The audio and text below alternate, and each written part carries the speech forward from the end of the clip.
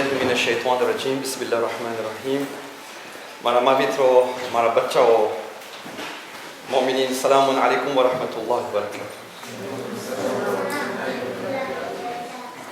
Je vais parler en français pour que tous les enfants comprennent et tous les parents aussi. Tout d'abord, je vous souhaite la bienvenue ici à Sani Zara Madrasa pour notre deuxième cursus du Madrasa. Alors nous entamons la rentrée scolaire 2014, c'est la première année de ce nouveau cursus que je viens de vous dire, 2014-2016, et qui en fait coïncide avec le nouveau mandat présidentiel. D'accord ? Tout ce que je vais vous dire là, ça va être, c'est dans un document que l'on remettra aux parents avec le carnet de correspondance de l'élève. D'accord ? Donc s'il y a des choses que vous n'avez pas suivies, ou s'il y a des parents qui ne sont pas là, c'est pas grave. On mettra dans le carnet de correspondance et tout le monde sera informé, Inch'Allah. À partir de samedi prochain, Inch'Allah, j'ai prévu un agenda de toutes les dates du Madrasa. Parce que c'est important de savoir qu'aujourd'hui c'est la rentrée de Madrasa, mais je pense que c'est important de savoir pour les parents quand est-ce qu'on finit, quelle date le Madrasa n'aura pas lieu, quelle date, pendant les vacances, est-ce qu'il y a Madrasa, est-ce qu'il n'y a pas Madrasa. C'est important que vous sachiez, que les parents sachent pour qu'ils puissent s'organiser. Donc Inch'Allah, d'ici samedi prochain, moi j'ai fait certaines propositions au président que, notamment lorsqu'il y a des vacances scolaires, qu'il y ait des samedis, on puisse vous libérer, on puisse vous accorder des samedis pour que vous puissiez passer en famille, parce que venir ici tous les samedis, tout le temps, c'est pas évident. Je comprends parfaitement. Donc, mari banti koshis che ke tamara tamne bon flexible tu ane amok tarek inchallah tamne libéré karso. D'accord? Donc, je travaille dessus encore, inchallah, d'ici samedi prochain, sur le carnet de correspondance. De temps à autre, je demande aux parents de bien consulter le carnet de correspondance, parce que les SMS que j'envoie, c'est ponctuel, mais je ne peux pas m'étaler en détail sur le SMS. D'accord ? Vous ne le lirez même pas, ça se trouve. Donc je mets de temps en temps dans le carnet de correspondance les messages. En général, dans la globalité, notre système, mashallah, depuis que nous sommes ici, dans cette partie extension de Mefil et Zainab, depuis mai 2010, alhamdulillah, notre madrasa maintenant il est sur les rails. Il fonctionne assez bien dans sa charpente. Et Inch'Allah, lorsqu'il y aura plus tard un nouveau directeur ou une nouvelle directrice, Inch'Allah, il n'aura pas de souci, ou elle n'aura pas de souci à gérer le madrasa parce qu'il est sur les rails. Dans son ensemble, tout fonctionne bien. Bien sûr, après il y a toujours des choses à améliorer. Et j'ai besoin de votre aide à tous, aussi bien avec l'équipe, voilà, ils sont en train de s'installer, mashallah. Donc vous avez toute l'armada de professeurs, enseignants et enseignantes, donc Cheikh Moïse ici présent, et les commandes avec Naressa Douato.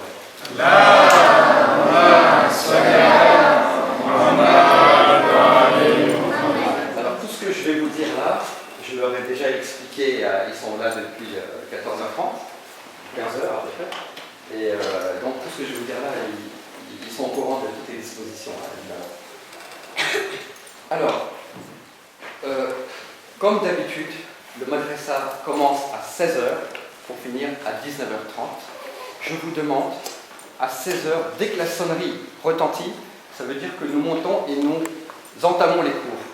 Ça ne veut pas dire qu'il faut venir en courant à 16h. Ça veut dire qu'à 16h, ça veut dire qu'à 16h moins 10, les parents sont déjà là. Comme ça, les enfants, ils vont aller autant aux toilettes. Pas de stress. Et à 16h, quand la sonnerie retentit, on monte sans courir dans les escaliers, en toute sécurité, on commence les cours.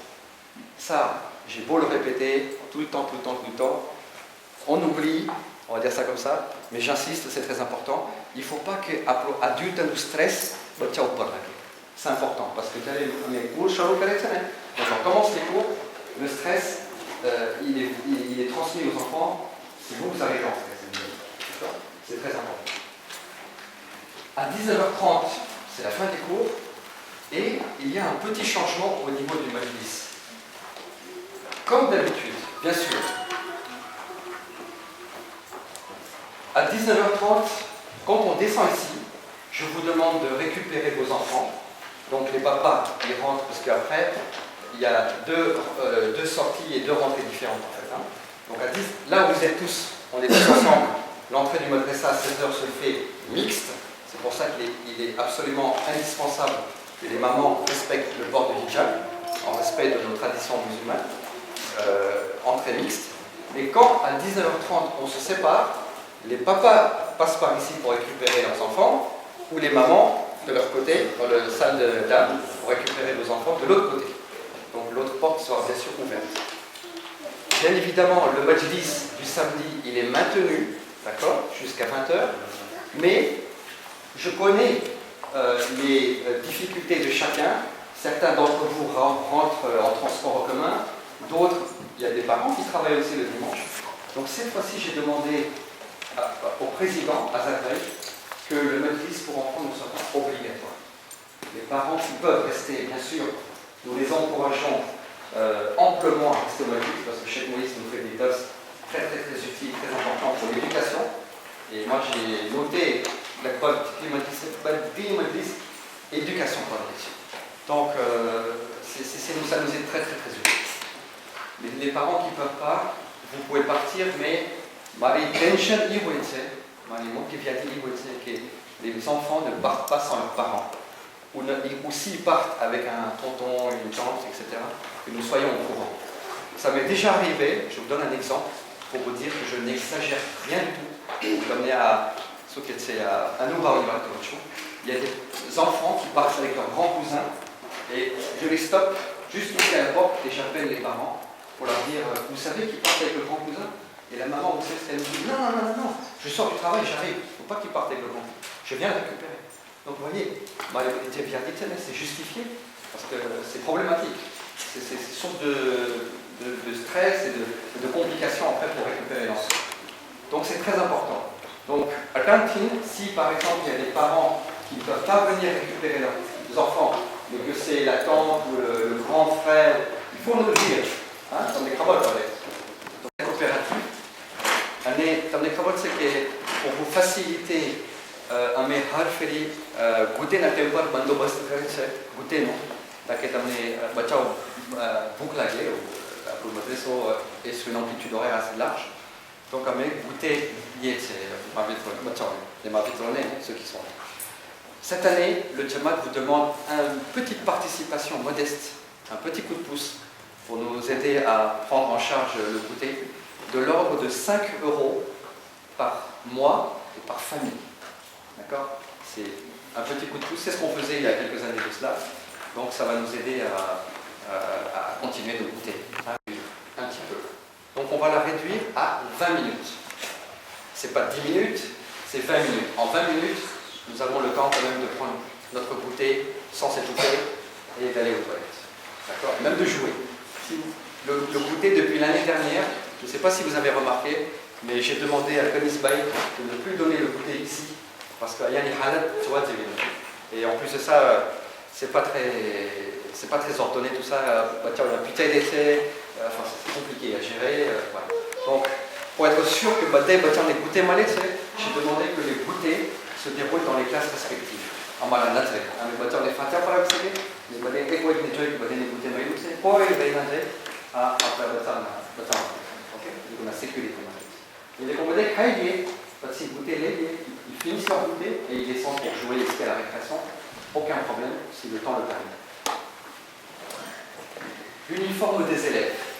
Comme d'habitude, il n'y a rien qui change. Je demande aux enfants de venir avec un topi.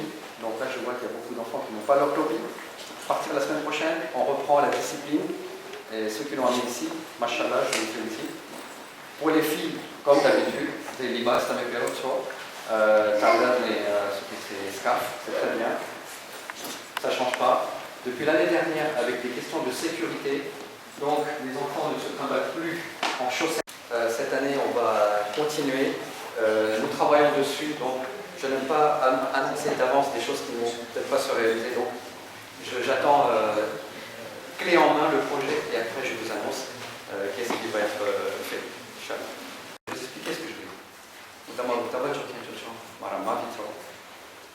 આપણે ગુજરાતી આપણી માતૃભાષાને ગુજરાતીને આપણે હાલ હવાલ કરીએ છીએ. હવે હું કોઈને આંગળી નથી ચીંધતો, હું પહેલાં મને આંગળી ચીંધું છું કે હું એ સાહેબે અવલાદ છું. અને આ ગુજરાતી અગર જો આપણે ઘરમાં નહીં બોલીએ, અગર આપણા બચ્ચાઓ નહીં બોલીએ તો એક ઠેકાણ. પણ જ્યારે હું માસ્તરેને પૂછ્યો હાલત ગયા વર્ષે ને જ્યારે હું લોકોને ટક કરું છું કે તમે ગુજરાતીમાં બોલો આપણા શાગિર્દ સાથે, આપણા એલએફ સાથે, તો તમને ખબર છે મને શું જવાબ મળે છે ઘણી ફેરે? એક બે ક્લાસમાં મને કે નસીબભાઈ બહુ મુશ્કેલ છે, અમુક બચ્ચાઓ ગુજરાતી નથી સમજતા, બોલતા તો દૂરની વાત નથી સમજતા.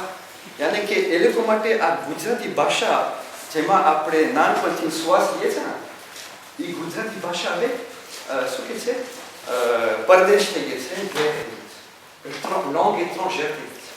અલ્લાહ, તો આ કેની જિમ્મેદારી? અમારી?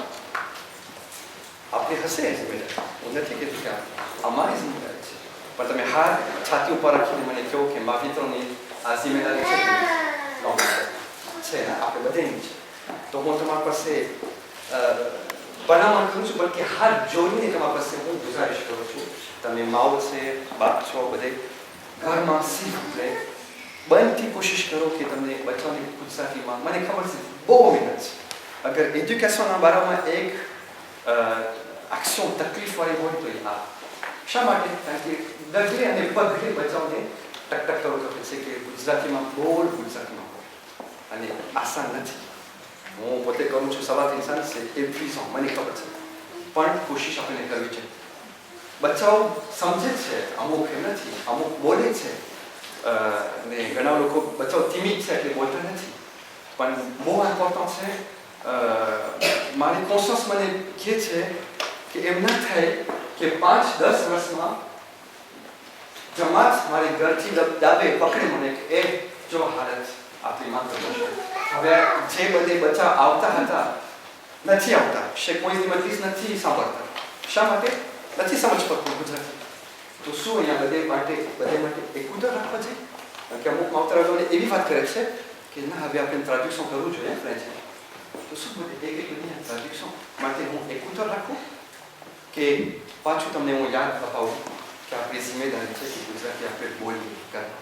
હું તમને અક્ષરની વાત નથી કરતો કે અગર બધે પાછા આપણે શીખાડી, હું એની તો એની તો તમને વાત કરશે. હું તમને એવી નથી કહેતો કે બચાવને આપણે બધે એલાન જીતે છે. હા, અલ્હમ્દુલિલ્લાહ વાંચતા થઈ જાય, પડતા થઈ જાય, દોર અલ્હમ્દુલિલ્લાહ મારી દુઆ છે. અને જ્યારે હું ગુજરાતી હું કહું છું આ લોકોને કે તમે ગુજરાતી શીખાવો મદ્રેસામાં, હું નથી કહેતો કે હું એક્સપર્ટ છું, મારી ગુજરાતીમાં હું તમને ભલામણ કરી દઉં છું, તવજ્જો છું, પણ કહેવાનો મતલબ એ છે કે એલાન, તમને ખબર છે કે એલાન આપણા બધે સામાજિક એલાન છે એ બધે આપણા માટે એક લિટરેચર છે ગુજરાતીની અંદર. શેખ મોઈઝના બધે દર્સની અંદરમાં બહુ હાઈ ક્લાસની, એના માટે નહીં, આપણા માટે હાઈ ક્લાસના શબ્દ છે. તો હું જ્યારે શરૂ કર્યો, માફ કરશો તમારું ટાઈમ લઉં છું, પણ સોલ્યુશન છે ઘણા છે. હું તમારા પાસે હું તમને ઓલું શું કહે છે કે સ્ટિગ્માટિઝ નથી કરતો, પણ હું તમને તમારી સાથે હું સોલ્યુશન બોલું છું. સોલ્યુશન ઘણા છે.